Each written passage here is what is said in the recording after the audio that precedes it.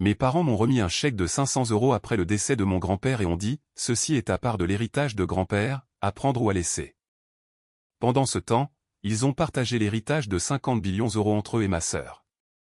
J'ai regardé le chèque, je l'ai rendu et j'ai dit « On se voit au tribunal ». 6 mois plus tard, le juge a décidé que le testament de grand-père était clair, tout devait me revenir. Ils ont perdu chaque centime et ne me parlent toujours pas. Avez-vous déjà eu un de ces moments où l'on vous remet quelque chose de si insultant, de si absurde que vous ne ressentez même pas de colère au début? Juste une incrédulité engourdie? C'était moi, regardant un chèque tout neuf de 500 € comme s'il venait d'une autre planète. Je m'appelle Georges. J'ai 33 ans maintenant, et cela s'est passé il y a environ un an, mais je me souviens de la sensation exacte du papier dans mes mains. Bon marché, comme le geste lui-même. Le comble, c'était de mes propres parents. Mon grand-père venait de décéder, un homme que j'adorais, que j'admirais et, plus important encore, qui m'avait pratiquement élevé. Et ce chèque était ce qu'ils appelaient ma part de son domaine de 50 billions €.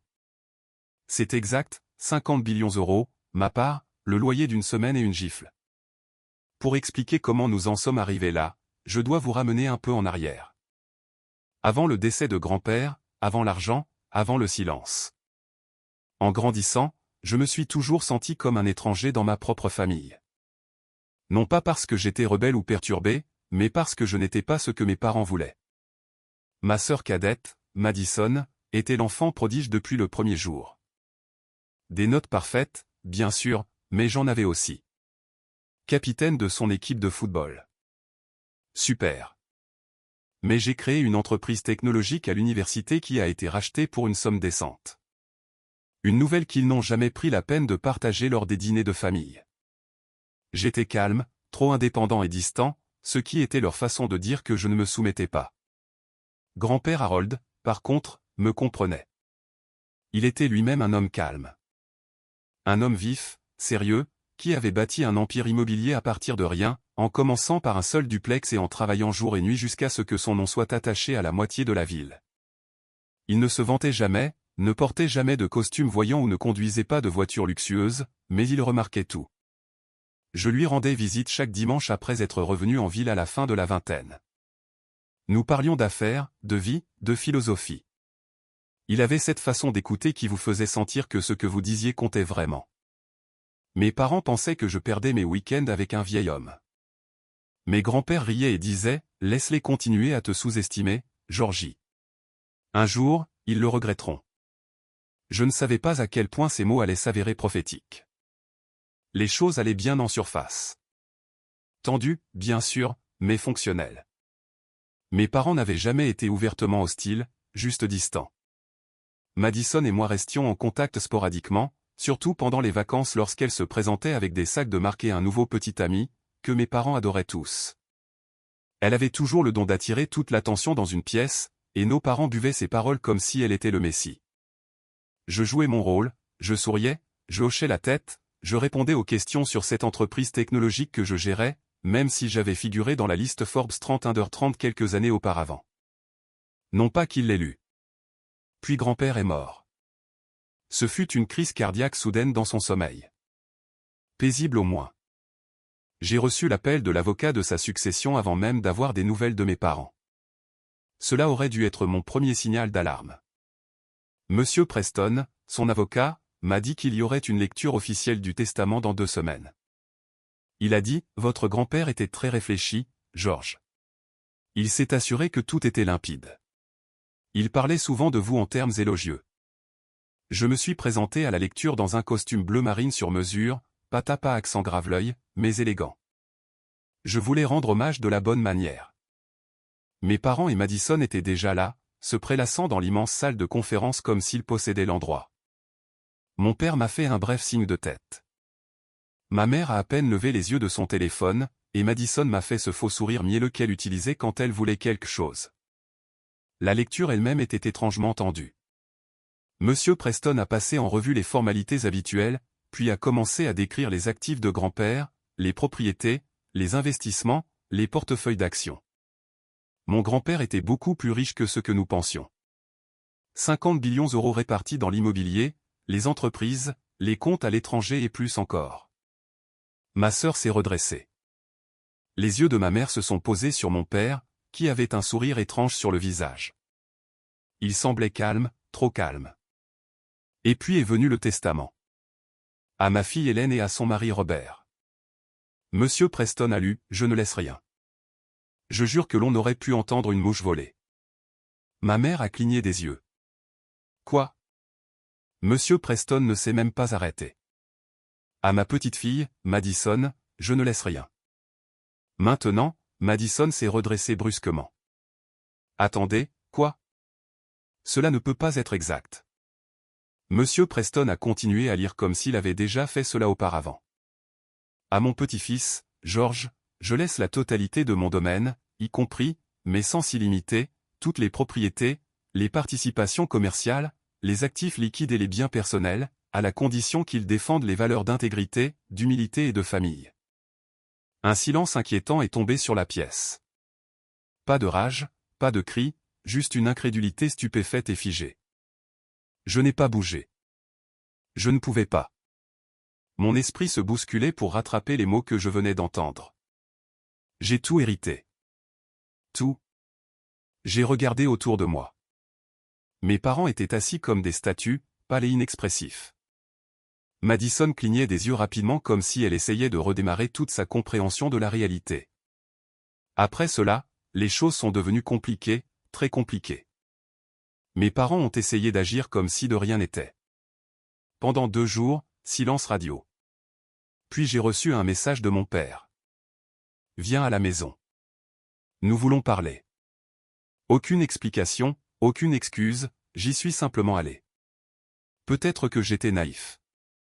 Peut-être qu'une partie de moi espérait encore que c'était une erreur et que nous pourrions en parler comme des adultes. Je me suis garé devant la même maison où j'ai grandi, celle que grand-père les a aidés à acheter, et je suis entré. Ils attendaient dans la cuisine, assis autour de l'îlot central comme s'ils tenaient une audience. Ma mère n'a même pas dit bonjour. Elle a juste fait glisser le chèque sur la surface en granit. C'est ta part, George. Je l'ai regardé. 500 €. 5 cents. J'ai cligné des yeux. Pardonnez-moi. La voix de mon père était froide, sèche. Tu sais, Harold n'avait pas toute sa tête. Nous avons parlé à notre avocat. Il y a une clause dans le testament que nous contestons. Ce n'est qu'une formalité, mais nous t'offrons ceci comme un geste de bonne volonté. Madison est intervenu sur le côté, les bras croisés. C'est plus que juste, George. Ne sois pas ingrat. Ingrat? Quelque chose s'est brisé en moi. Pas d'une manière bruyante ou explosive. Juste une rupture nette et silencieuse. Le genre de lucidité dont on ne revient pas. J'ai regardé le chèque, puis je les ai regardés. Vous êtes sérieux? Vous pensez avoir droit à quelque chose que mon grand-père a spécifiquement dit être à moi? Les yeux de ma mère ont brillé. Nous sommes la famille. Il a été manipulé. Tu as profité de lui.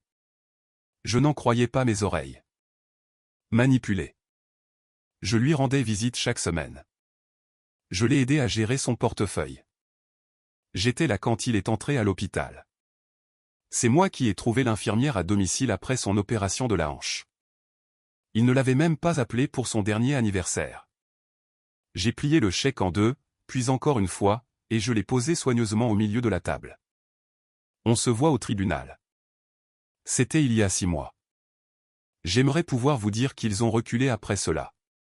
Qu'une petite partie d'eux a réalisé qu'ils avaient surestimé leur position. Et peut-être, juste peut-être, qu'ils devraient respecter les volontés de mon grand-père et passer à autre chose. Mais vous ne connaissez pas mes parents. Reculer exigerait de la conscience de soi, de l'humilité.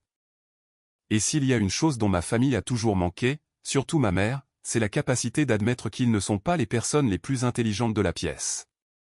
Je suis sorti de leur maison ce jour-là avec les mains tremblantes. Pas de peur, mais de fureur. Celle qui bouillonne juste sous la surface et brûle plus fort au fur et à mesure qu'elle reste. Je ne leur ai pas dit un mot de plus. Je ne me suis pas retourné quand ma mère a crié après moi. Ce n'est pas fini. Je savais que ça ne l'était pas. Je ne savais juste pas jusqu'où ils étaient prêts à s'abaisser. Le premier coup est arrivé une semaine plus tard. Je travaillais de chez moi. Ironique, vraiment, puisque je venais de terminer un appel concernant le lancement d'une nouvelle société d'investissement utilisant une partie de l'argent de l'héritage, quand j'ai reçu un courrier électronique du cabinet d'avocats représentant mes parents. Ils contestaient officiellement le testament pour cause de contraintes mentales, de capacité diminuée et d'influence indue. En d'autres termes, ils prétendaient que j'avais manipulé mon grand-père pour qu'il me laisse tout. Le genre d'allégation qui pourrait fonctionner s'il n'y avait pas un testament inattaquable, de multiples témoins et un enregistrement vidéo de grand-père lisant le testament à haute voix en pleine possession de ses moyens. Il était plus vif que la plupart des personnes de 30 ans le jour où il l'a signé. Mais les faits ne comptaient pas pour eux. Seulement le retard, l'obstruction et surtout, la punition. Car c'était cela, une punition, non seulement pour avoir hérité de l'argent, mais pour avoir refusé de me soumettre quand ils m'ont offert des miettes. Ils n'essayaient pas de gagner. Ils essayaient de m'épuiser émotionnellement, financièrement, légalement. J'ai dit à M. Preston de procéder à une défense formelle. Je ne reculais pas. Au cours des semaines suivantes, les hostilités ont été déclarées. Cela a commencé par la famille, des amis, des personnes dont je n'avais pas eu de nouvelles depuis des années, qui m'envoyaient des messages sur le réseau social en me demandant ce qui se passait. Certains étaient polis. La plupart ne l'étaient pas. J'ai reçu des messages comme « Salut, Georges, ta mère dit que tu as profité de ton grand-père quand il était malade. Est-ce vrai, ou ta sœur nous a dit que le testament n'était pas légal et que tu essaies de tout garder pour toi. Cela ne te ressemble pas. » Et mon préféré en personne, ouah. 50 billions d'euros et tu ne donnes même pas un centime à ta propre famille. C'est froid, mec. Il plantait des graines, empoisonnait le puits, me faisant passer pour un opportuniste cupide et calculateur qui a surgi pendant les derniers jours de grand-père comme un vautour. Oubliez la vérité. Oubliez les années que j'ai passées à ses côtés alors qu'ils étaient en vacances à Aspen ou à déguster du vin à Napa. J'ai arrêté de répondre, j'ai supprimé mon compte, j'ai verrouillé mes profils publics, j'ai changé mon numéro de téléphone. J'avais l'impression d'arracher des morceaux de ma vie juste pour respirer. Mais ce n'était pas seulement du sabotage social. Non, ce serait trop facile. Un mois après la lecture du testament, j'ai découvert que mes parents avaient approché l'un des anciens partenaires commerciaux de grand-père, quelqu'un avec qui je négociais pour co-investir dans un nouveau projet immobilier. Ils lui ont dit que je faisais l'objet d'une enquête pour fraude.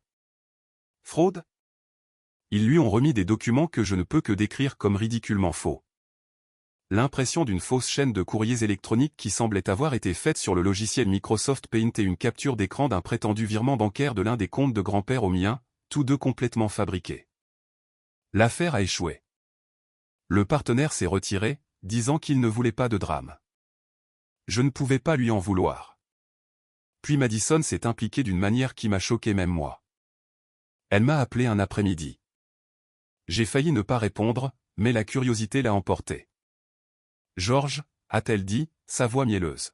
« Je pense que nous devrions parler. »« De quoi » ai-je dit froidement. « De tout cela, de l'argent, de la famille. Nous n'avons pas à nous faire la guerre pour cela. » Je l'ai laissé parler. Elle a continué à dire que le testament était probablement une erreur. Que grand-père nous aimait tous et aurait voulu que les choses soient justes. Qu'elle était prête à être la personne la plus mature et à m'aider à distribuer les actifs d'une manière qui ne déchire pas la famille. Je n'ai pas dit un mot, j'ai juste écouté. Puis elle a dit, « Écoute, je vais bientôt me marier. Je te veux au mariage. Maman et papa aussi. Nous pouvons arranger cela. Parlons-en. Peut-être que tu pourrais mettre certaines des propriétés à mon nom et nous oublierons que tout cela est arrivé. » J'ai ri. Je ne pouvais pas m'en empêcher. C'est sorti tout seul. « Tu veux que je te donne une propriété, » ai-je dit, « pour que tu m'invites à ton mariage ?» Elle est restée silencieuse. « Je n'achète pas ma place dans cette famille, » ai-je dit. « Je sais déjà où j'en suis. » Elle a raccroché sans dire un mot. 2 jours plus tard, j'ai reçu une assignation. Ils avaient intensifié la bataille juridique, déposé une injonction pour geler une partie des actifs de la succession, affirmant que je me débarrassais des biens et agissais contre l'intention fiduciaire du testament, ce qui était bien sûr absurde. Chaque mouvement que je faisais était légalement approuvé et documenté par M. Preston. Mais cela a fonctionné. Certains de mes comptes ont été temporairement bloqués. Des transactions ont été suspendues, des projets retardés. Ils essayaient de me saigner à blanc, pas d'argent, j'en avais plus qu'assez pour traverser une tempête juridique, mais d'énergie, de volonté, de paix. Le véritable point de rupture a eu lieu lors de la collecte de fonds en mémoire de grand-père. Vous voyez, quelques mois avant son décès, grand-père m'avait dit qu'il voulait créer un fonds de bourse d'études pour les étudiants défavorisés intéressés par le développement urbain. Il avait grandi pauvre et avait toujours cru que l'éducation était le grand égalisateur. Il n'a jamais pu finaliser les documents, mais j'ai honoré son souhait. J'ai lancé la fondation Harold Jennings avec un don de 1 million € et j'ai organisé un gala pour son lancement. La presse, les donateurs, les anciens élèves, tout le monde. Et contre mon meilleur jugement, j'ai invité ma famille. Je ne l'ai pas fait pour la réconciliation. Je l'ai fait parce que je savais au fond de moi que grand-père aurait voulu qu'il soit là. Ils sont venus, en effet, en retard, bruyants, et habillés comme s'ils allaient en boîte de nuit, pas à un gala de charité. Madison portait une robe dorée scintillante qui criait « Regardez-moi ». Mon père a refusé de me serrer la main. Ma mère a fait la bise au donateur comme si c'était elle qui payait la note. Les discours ont commencé. Je me suis tenu sur scène, j'ai raconté comment grand-père m'avait appris à arpenter un terrain quand j'avais 12 ans. Comment il avait l'habitude de dire « les bâtiments sont faciles. Construire des personnes, c'est le vrai travail ». Les gens ont souri, applaudi. Je me sentais fier. Et puis Madison s'est levée. Personne ne lui avait demandé de parler. Elle a attrapé le microphone comme s'il lui appartenait et s'est lancée dans un étrange monologue décousu sur la façon dont notre grand-père avait toujours dit que la famille passait en premier et comment certaines personnes oublient cela lorsqu'elles reçoivent de l'argent. Elle m'a souri en disant cela. Puis ma mère s'est levée et a commencé à pleurer. Pas de vraies larmes. Des larmes de crocodile dignes d'un prix d'interprétation. Il était tout pour nous, a-t-elle reniflé. Et maintenant nous sommes simplement effacés. Oubliés. La salle était silencieuse comme la mort. Je me suis levé, j'ai repris le microphone et j'ai dit calmement, « Grand-père m'a tout laissé parce qu'il savait exactement qui vous êtes.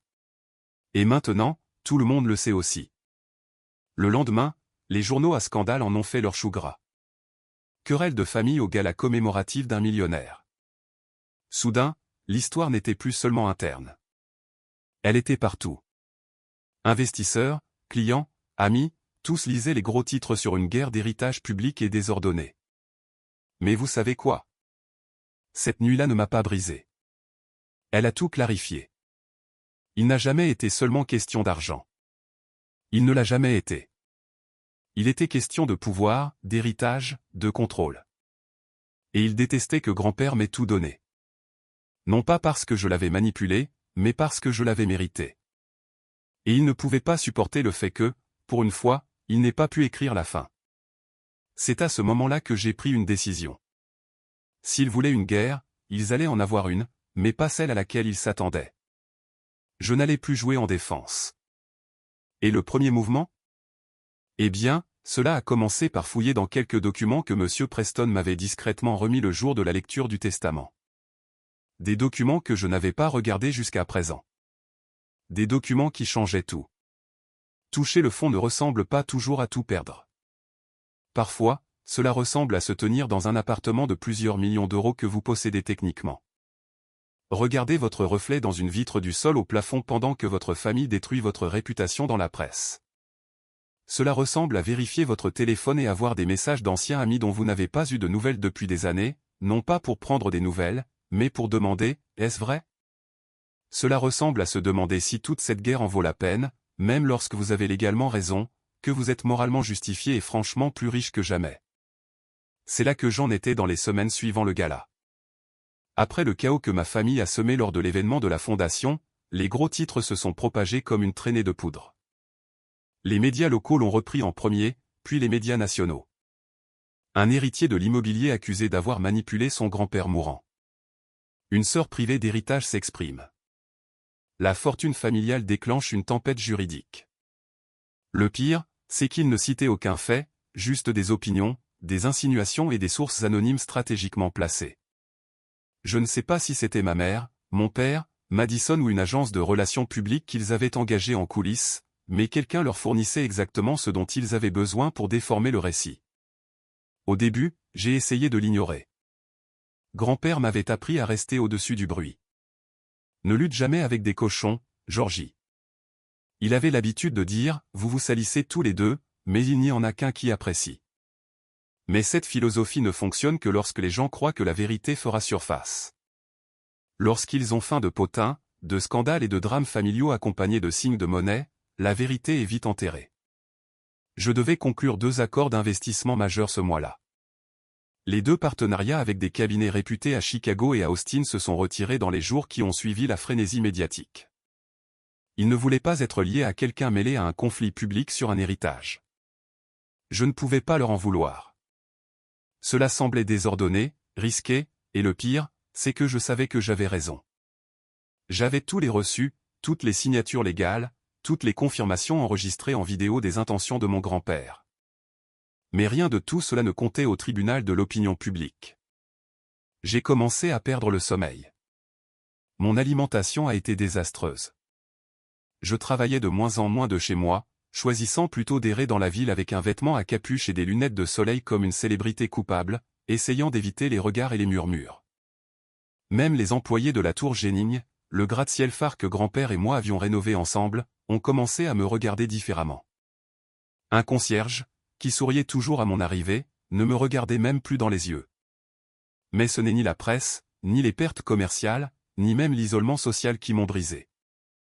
C'était un message vocal, un message de 2 minutes d'un homme nommé Lewis, un locataire âgé et discret qui vivait dans l'un des premiers bâtiments que grand-père avait construit dans les années 1970. Je visitais ce complexe avec grand-père le samedi quand j'étais enfant. Il apportait des sacs de courses aux locataires plus âgés, aidait à réparer des serrures cassées ou des robinets qui fuyaient, même s'il avait tout un personnel qui aurait pu le faire pour lui. Il croyait qu'il fallait regarder les gens dans les yeux, être présent. Je lui avais demandé un jour pourquoi il ne vendait pas simplement le bâtiment pour encaisser l'argent. Parce que ces murs m'ont nourri, Georgie, a-t-il dit. On n'abandonne pas ceux qui nous ont nourris. La voix de Lewis s'est brisée lorsqu'il a parlé sur le message. Je ne sais pas ce qui se passe avec vos parents, mon garçon, mais Harold a toujours parlé de vous avec tant de fierté. Il a dit que vous aviez le cœur pour ce métier, pas seulement le cerveau. Je vois ce que disent les journaux, mais je ne les crois pas. Je voulais juste que vous sachiez que tout le monde ne le fait pas. Je me suis assis sur le sol de mon appartement et j'ai pleuré pour la première fois depuis des années.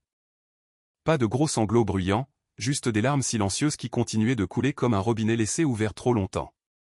Ce n'était pas seulement du chagrin. C'était de la honte. Je les avais laissés m'ébranler. Je les avais laissés prendre ma paix, ma réputation, mon but. Pendant des semaines, j'avais joué en défense, réagissant aux attaques, esquivant les gros titres, me recroquevillant devant mon propre héritage. Cette nuit-là, j'ai fait un choix. Plus de cache-cache. Plus de silence. Plus besoin de les laisser me définir. J'ai commencé par appeler Monsieur Preston. Je veux passer à l'offensive, ai-je dit.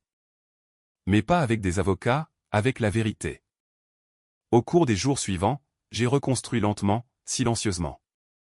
D'abord, j'ai repris contact avec les locataires des bâtiments de l'héritage Jennings. Je me suis présenté en personne. Pas de presse, pas de photographe, juste moi habillé en jean et en chemise boutonnée, frappant aux portes et demandant comment allaient les choses. J'ai apporté des courses à certains des résidents âgés, réparé un portail défectueux qui avait été laissé intact pendant des semaines, et remplacé un distributeur automatique cassé par un nouveau qui offrait des boissons gratuites. Les nouvelles ont circulé vite. Les gens ont recommencé à sourire. Le concierge de la tour Jennings m'a fait un signe de tête pour la première fois depuis des semaines. Ensuite, j'ai lancé la branche communautaire de la fondation plus tôt que prévu, des mois avant la date programmée. J'ai fait un don anonyme supplémentaire de 500 000 € pour lancer des programmes parascolaires dans 2 quartiers défavorisés. Les médias n'en ont pas parlé. Je ne le voulais pas. Je ne le faisais pas pour faire les gros titres. Je le faisais parce que j'avais l'impression que grand-père regardait. Et puis il y avait les documents que Monsieur Preston m'avait donnés, ceux que je n'avais pas regardés jusqu'à ce que tout s'effondre. À l'intérieur de l'épaisse enveloppe se trouvaient des lettres manuscrites, certaines m'étaient adressées, d'autres à Monsieur Preston et une scellée à la cire rouge marquée simplement « au cas où ils se battent ». Elle était de grand-père, datée de 6 mois avant sa mort. La lettre à l'intérieur était courte, moins d'une page. Mais elle disait tout. Georges, si tu lis ceci, je suis désolé. J'espère qu'ils laisseront tomber. Mais je connais ma fille. Je connais Madison. Et je sais ce que l'argent fait aux gens qui ne l'ont jamais gagné. Tu as mérité cela. Non pas parce que tu le voulais, mais parce que tu t'en souciais. Pas seulement de moi, mais des personnes derrière les bâtiments. Utilise-le sagement, mais s'ils s'en prennent à toi, ne bronche pas. Tu as tout ce dont tu as besoin pour gagner. Harold Jennings. Joint à la lettre se trouvait un document notarié autorisant l'accès à un fichier vidéo privé stocké sur le serveur du bureau de M. Preston. C'était grand-père assis dans son fauteuil préféré, portant son vieux gilet, les yeux toujours aussi clairs. La vidéo commençait avec lui tenant un journal avec la date du jour. « Personne ne m'a forcé à faire cela, disait-il. Mon esprit est sain. Mon cœur est clair. Je laisse tout à Georges parce qu'il est le seul à l'avoir mérité. Il est le seul qui s'est assis avec moi quand mes jambes ne fonctionnaient plus, qui a posé des questions quand les autres demandaient des chèques. Il est le seul qui a compris qu'il ne s'agissait pas seulement d'argent. Il s'agissait de construire quelque chose qui dure. Il a fait une pause, a regardé droit dans la caméra. S'ils contestent cela, Georges, tu ripostes et tu leur rappelles qui a construit cet empire. Pas pour des lignées sanguines, pour un héritage. Cette vidéo a tout changé. J'en ai envoyé une copie à mon équipe juridique et je leur ai donné la permission de la soumettre lors de l'audience à venir. Ce n'était pas seulement un testament. C'était un témoignage. Et pourtant, je n'avais toujours pas l'impression d'avoir gagné quoi que ce soit. Pas vraiment. Pas encore. J'avais besoin de reconstruire quelque chose de plus grand. Alors, j'ai appelé chaque investisseur qui s'était retiré, chaque partenaire qui était devenu silencieux, chaque conseiller qui m'avait dit de faire profil bas, et je leur ai dit que je n'allais nulle part. J'ai créé une nouvelle entreprise, pas seulement pour le profit, mais pour l'héritage. Nous l'avons appelé Brick et Os, un nom que grand-père utilisait pour décrire les bâtiments qui avaient résisté à l'épreuve du temps. J'ai fait venir 2 jeunes promoteurs de Chicago qui avaient grandi dans des logements sociaux et avaient gravi les échelons depuis les équipes de construction. Je leur ai donné des parts. J'ai recommencé à assister aux réunions du conseil municipal, plaidant pour des logements à revenus mixtes, des projets de rénovation durable et des politiques axées sur les locataires, pas pour attirer l'attention, pour avoir un impact.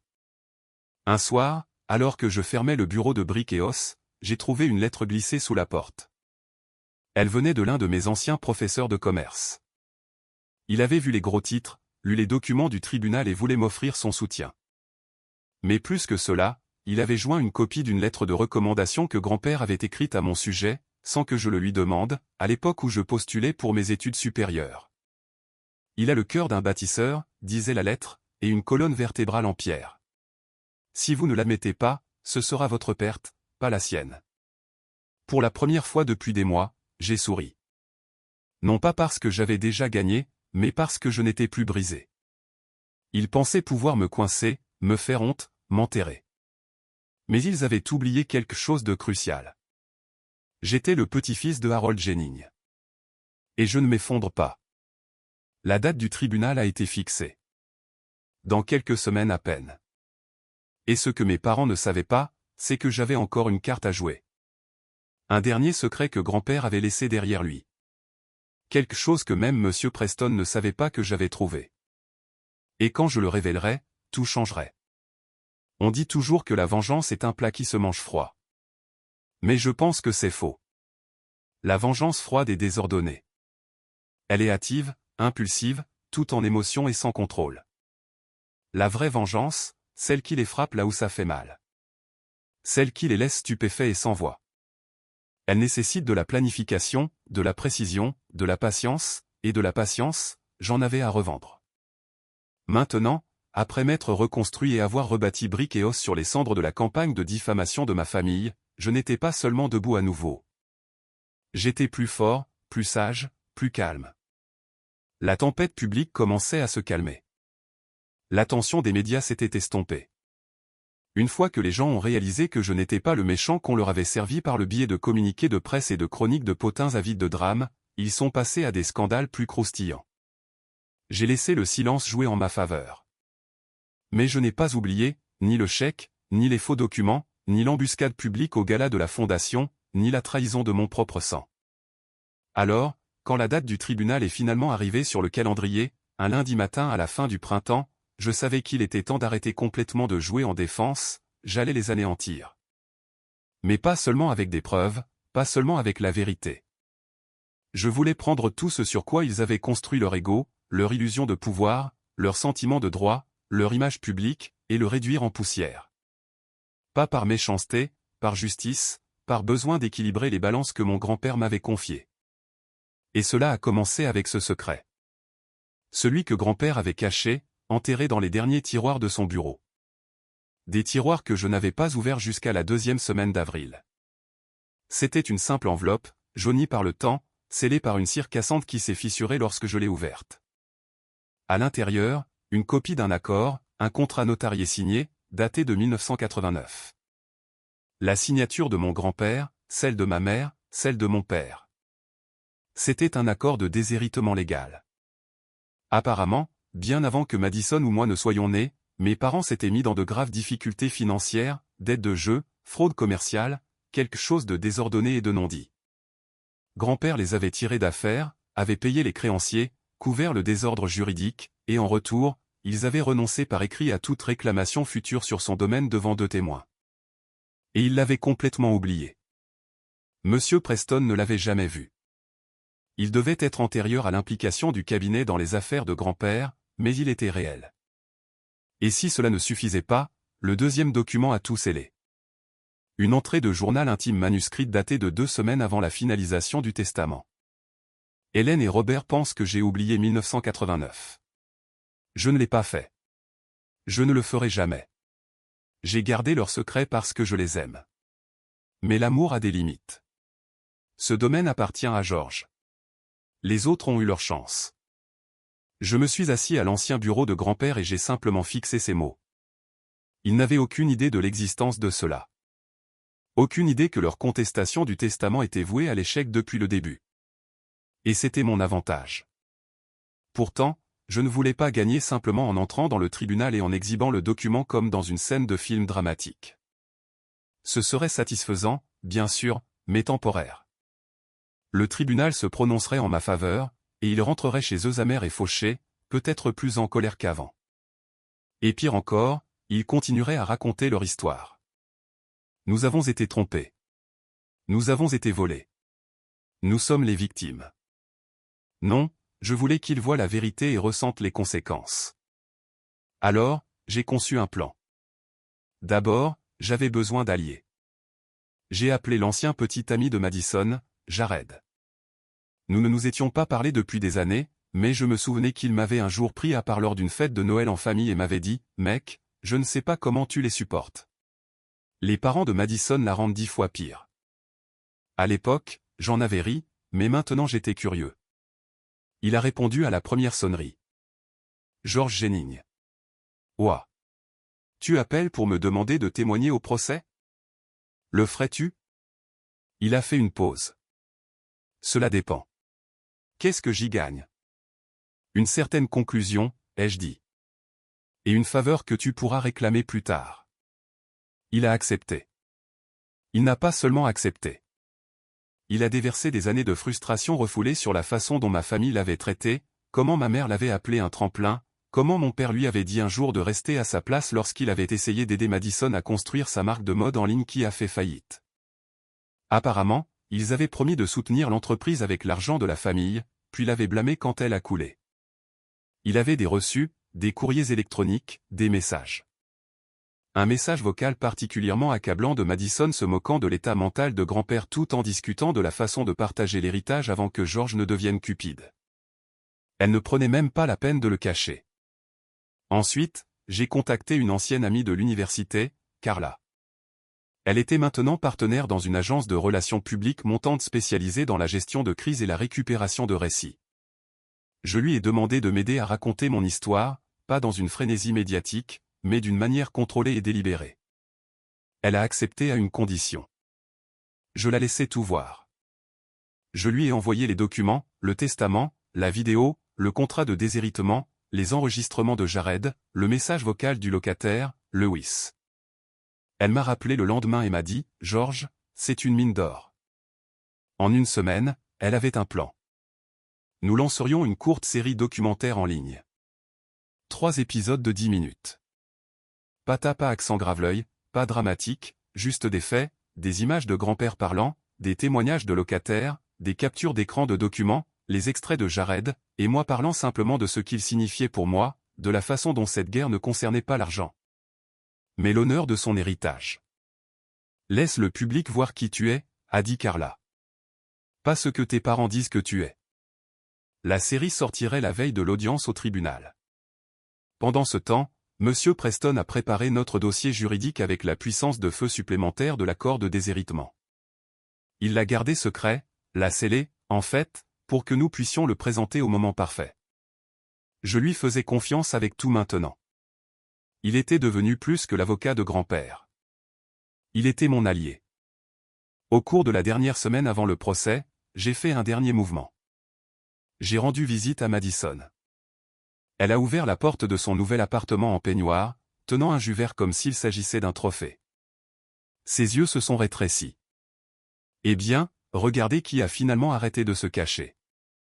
J'ai gardé les mains dans mes poches. Calme. Je te donne une chance de reculer. Elle a ri. C'est adorable. Tu ne sais pas tout, m'a dit. Toi non plus, a-t-elle dit en me claquant la porte au nez. Très bien. Mais elle n'avait aucune idée que je n'étais pas là pour l'avertir. J'étais là pour la surveiller car derrière moi, garé dans la rue, se trouvait un grand véhicule utilitaire sport noir avec 2 membres de l'équipe de tournage de la société de Carla, discrets, légaux, filmant uniquement les espaces publics, documentant ma dernière promenade avant le procès. Chaque mouvement était désormais intentionnel, chaque conversation calculée. La veille de l'audience, j'ai à peine dormi. Non pas parce que j'étais nerveux, mais parce que je me sentais prêt, complètement, enfin prêt. Je suis entré dans la salle d'audience en portant l'un des vieux boutons de manchette de grand-père. Un carré en argent gravé des lettres HJ. Un petit hommage. Mes parents étaient déjà assis à l'avant, vêtus de noir sombre comme s'ils pleuraient leur fortune volée. Madison était assise entre eux, me foudroyant du regard comme si j'avais trahi un pacte familial tacite. Je ne les ai pas regardés. J'ai regardé le juge, calme, confiant, silencieux, et puis le premier domino est tombé. La série documentaire est sortie. Les téléphones ont bourdonné dans toute la salle d'audience. On pouvait sentir le changement. L'huissier a chuchoté quelque chose au greffier. L'un des journalistes à l'arrière a frénétiquement griffonné des notes. À la pause du déjeuner, c'était une tendance sur le réseau social Twitter. Le public voyait tout. La vérité, la cupidité, la trahison et, plus important encore, les preuves. L'installation était terminée. Il était maintenant temps de porter le coup. La salle d'audience était silencieuse, presque respectueuse, comme la scène d'ouverture d'un drame à combustion lente. Le genre où l'on sait que quelque chose d'important est sur le point de se produire, mais que personne n'ose dire un mot jusqu'à ce que le moment arrive. Le seul son était le froissement du papier et la toux occasionnelle résonnant sur les murs polis. J'étais assis à l'avant à côté de Monsieur Preston, entouré de classeurs soigneusement préparés et de documents juridiques. De l'autre côté de l'allée étaient assis mes parents et Madison, habillés comme s'ils assistaient à des funérailles, ce qui était d'une certaine manière le cas, juste pas celle auquel ils s'attendaient. Le juge, une femme posée d'une 60aine d'années avec des yeux perçants et la réputation de ne pas tolérer les bêtises, a ouvert la séance. Elle a jeté un bref coup d'œil à la présence médiatique croissante derrière nous, mais ne s'est pas laissée distraire. Si elle avait vu la série documentaire publiée ce matin-là, elle ne l'a pas montrée. « Commençons », a-t-elle dit. Leur avocat a pris la parole en premier. Il s'est levé, a prononcé un discours brillant et passionné sur la famille, sur la confusion, sur la façon dont les capacités mentales de mon grand-père avaient décliné au cours de sa dernière année. Il a qualifié cela de tragique malentendu et a décrit le testament comme inhabituellement déséquilibré. Il a évoqué de vagues histoires de grand-père se répétant, oubliant de petites choses. Il a même eu le culot de sous-entendre que je m'étais d'une manière ou d'une autre inséré dans la routine de grand-père et l'avais isolé du reste de la famille. J'ai gardé un visage neutre, mais mes doigts se sont resserrés autour du bord de la table. Puis sont venus leurs témoins. D'abord, ce fut ma mère, prenant la barre comme une actrice de théâtre auditionnant pour une reprise des Misérables. Elle s'est tamponnée les yeux avec un mouchoir qu'elle avait clairement apporté juste pour l'occasion. J'aimais mon père, a-t-elle commencé. Tout ce que j'ai toujours voulu, c'était d'honorer son héritage. Je n'ai jamais rien attendu. Mais quand j'ai appris qu'il avait tout laissé à Georges, j'ai été choqué. Nous l'étions tous. Cela n'avait tout simplement aucun sens. Ce n'était pas qui il était. Elle a parlé de ma distance par rapport à la famille. A affirmé que je m'étais isolé.